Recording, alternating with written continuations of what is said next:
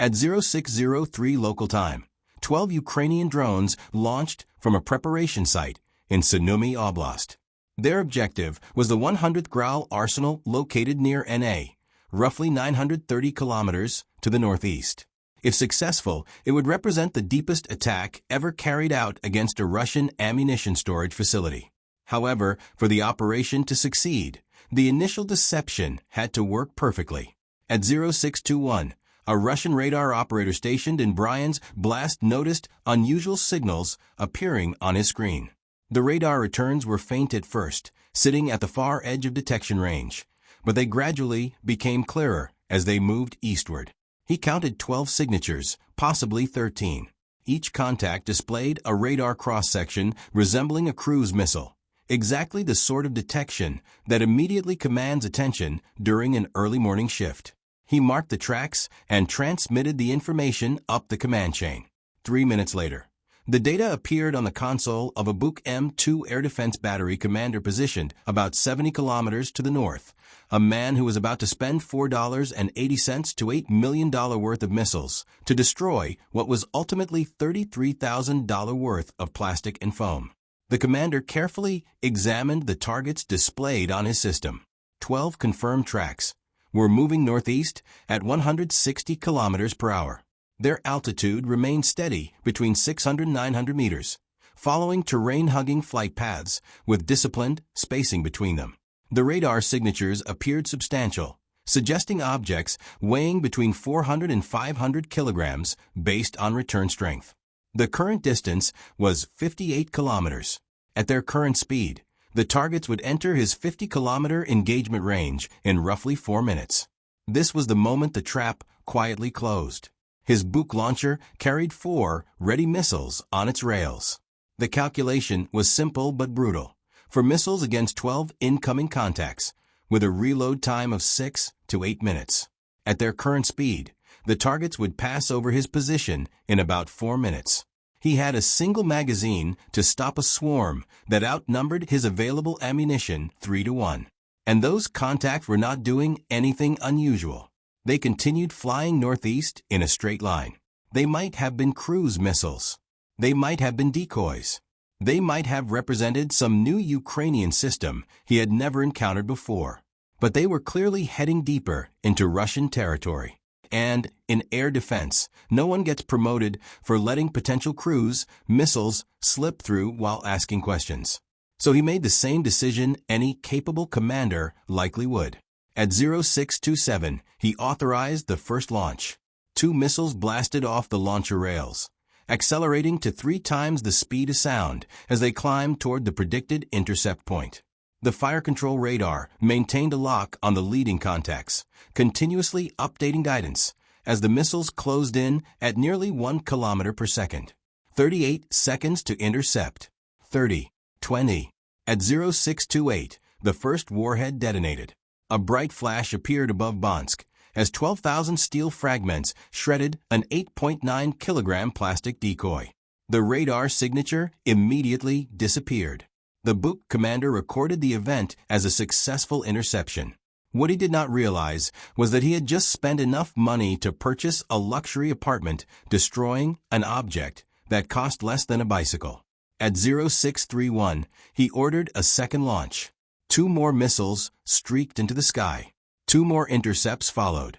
2 additional radar contacts vanished from his screen. Now the Buk launcher was empty. All 4 ready missiles had been fired within 4 minutes. The transloader vehicle moved alongside to begin the reload process. Hydraulic systems whined as missile containers shifted into position. The process would take at least 6 minutes before the system could fire again. Meanwhile, the remaining 8 contacts would pass directly over his location in about 5 minutes. He reported the engagement up the command chain and requested support, proud of his 100% interception rate. What he did not report, because he had no way of knowing, was that he had just been completely manipulated. At 0636, the remaining 8 contacts passed over his position. About 60 kilometers to the east, a Tor M2 battery near Smolensk detected the swarm at 0637. The Tor is designed as a short-range point defense system. equipped with 8 ready missiles intended to destroy cruise missiles at distances up to 12 kilometers. Against real cruise missiles, it is extremely dangerous. Against decoys deliberately flying outside its engagement envelope, it was about as useful as a guard dog locked behind a fence. The battery commander reviewed the radar tracks. Bearing 243. Range 31 kilometers. But the contacts were not approaching his position. Instead, they were heading north, angled to pass roughly 18 kilometers outside his maximum engagement range. From his location, he simply could not reach them. He briefly considered repositioning the Tor system northwest to intercept their flight path. However, the system's wheeled chassis could travel only about 40 kilometers per hour on those roads. By the time he moved, the targets would already be long gone. Instead, he tracked them passively and relayed the information to higher command.